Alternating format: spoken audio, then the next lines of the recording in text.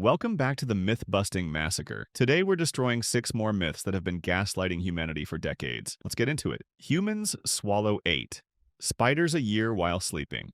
This myth has haunted humanity for years, but here's the twist. It was literally invented to prove how gullible people are. This one haunts people. The idea that every year 8 spiders crawl into your open mouth while you're sleeping, just casually strolling in like they're checking out a new apartment. Imagine it, mid-dream about winning the lottery, and a spider just waltzes onto your tongue. Horrifying, right? Good news. This is complete fiction. Total garbage. Not even remotely true. Spiders want nothing to do with your mouth. Think about it from the spider's perspective. Your mouth is warm, wet, loud, and full of teeth. The vibrations from your breathing, snoring, and heartbeat send them running in the opposite direction. You're basically a nightmare earthquake monster to them. Spiders hunt in quiet, still places, under furniture, in corners, in your basement, not on top of a giant snoring human who could accidentally crush them with a face roll. The odds of swallowing even one spider in your entire life are microscopic. Unless you're actively trying, like sleeping with your mouth open in a spider farm, it's not happening. Fun fact, this myth was actually created in 1993 by a columnist named Lisa Holst to demonstrate how easily false information spreads. She literally made it up to prove people don't fact check. And guess what? It worked. We're still talking about it 30 years later, so relax. Your mouth is a spider-free zone. You can sleep peacefully tonight. From fictional spiders to fake science about your body, this one's a winter classic. You lose most body heat through your head. Your mom lied to you about this every winter, and it all started with one hilariously flawed military experiment. Put on a hat,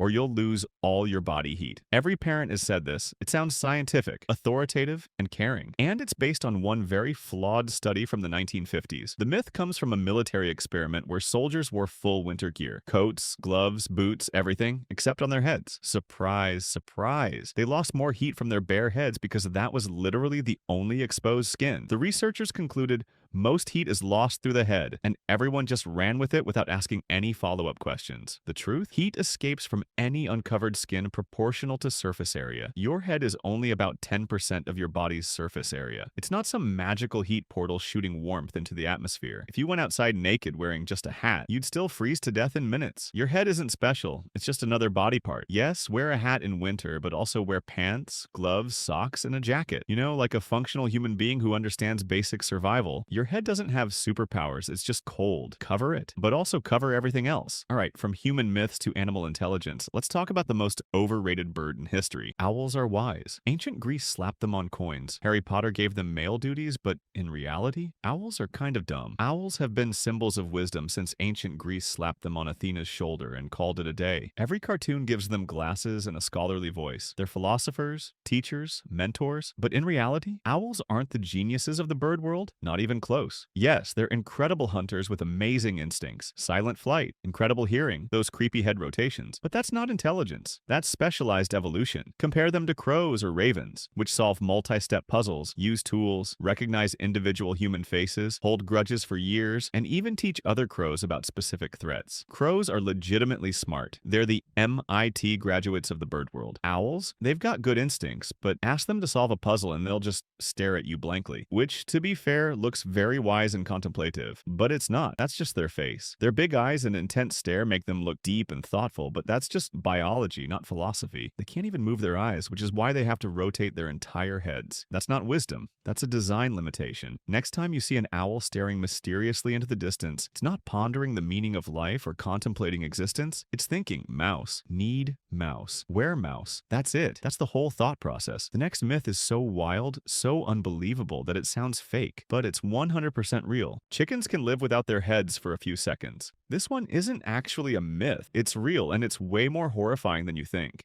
Everyone knows the phrase running around like a headless chicken, and most people assume it's an exaggeration or a metaphor. It's not. In fact, it's an understatement. In 1945, a farmer in Colorado named Lloyd Olson decided to butcher a chicken for dinner. He grabbed his axe, took a swing, chopped off the head, and walked away. Job done, right? Wrong. The chicken, soon to be named Mike, got up and started walking around. Not for a few seconds. Not for a few minutes. For 18 months. How is that even possible? The axe cut high enough that it missed most of Mike's brainstem, which controls basic functions like breathing, heartbeat, and movement. So Mike's body just kept going like nothing happened. Farmers fed him through an eyedropper straight into his esophagus. He even tried to preen and crow, though without a head, it was more like gurgling.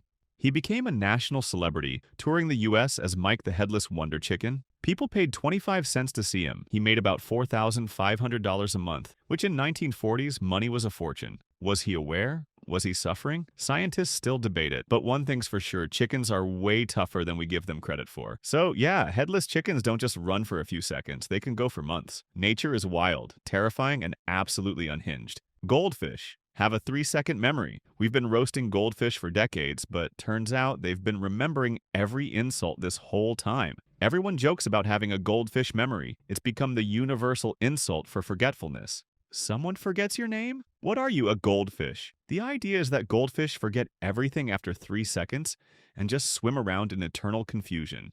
Plot twist. Completely false. Goldfish actually have memories that last months, not seconds. They can recognize their owners, learn feeding routines, and even be trained to perform simple tasks like pushing levers and swimming through hoops. Some studies show they can remember food schedules and visual cues for up to 5 months. 5 months. That's longer than some people remember their New Year's resolutions. Scientists have trained goldfish to associate certain sounds with feeding times. They've taught them to recognize colors and shapes. One study even showed goldfish could remember escape routes in mazes weeks after learning them. So no, goldfish aren't dumb. If anything, they're just quietly judging you from their bowl, remembering every time you were late with dinner, every time you tapped on the glass, every insulting comment you made about their intelligence. That goldfish you thought was blankly staring at nothing? He remembers. He knows. He's plotting. Next time you call someone a goldfish, just remember, the goldfish would remember you said that for months. And speaking of things your parents lied to you about to change your behavior, cracking your knuckles causes arthritis. Your mom scared you with this one for years, but science said, hold my beaker, and proved her wrong. You've probably been warned about this one since childhood. Crack your knuckles and you'll get arthritis later in life. Your joints will deteriorate. Your hands will become twisted claws. You'll regret it when you're 60. Terrifying warnings from every authority figure in your life. Except here's the problem. There's no solid scientific evidence backing any of this up. The cracking sound comes from gas bubbles, mostly nitrogen, collapsing in the synovial fluid around your joints. Not bones grinding together, not cartilage being destroyed, just bubbles popping. It's basically bubble wrap for your hands. But here's the best part. One doctor was so annoyed by this myth that he ran a 50-year experiment on himself. Dr. Donald Unger cracked the knuckles on only his left hand every single day for over 50 years while leaving his right hand alone. The result? No difference in arthritis between the two hands. 0. He even won an Ig Nobel Prize for this research, which is basically the science world saying, this is ridiculous but also hilarious and we respect the dedication. Now, is knuckle cracking annoying? Absolutely. Is it bad manners in quiet places? Probably. Does it make you that person in the office everyone secretly hates? Definitely. But arthritis causing? Nope. Your joints are fine. Your mom was just trying to get you to stop being annoying at the dinner table. So crack away, you beautiful knuckle-popping rebel. Science has your back. And now we're actually done. 6 more myths totally obliterated. So which myth from this series shocked you the most? Drop it in the comments. I genuinely want to know. If you enjoyed this myth massacre, smash that like button, hit subscribe, and turn on notifications. And if you've got other myths you want me to destroy, leave those too. If we get enough suggestions, I'll make another video. Thanks for watching, and I'll catch you in the next one.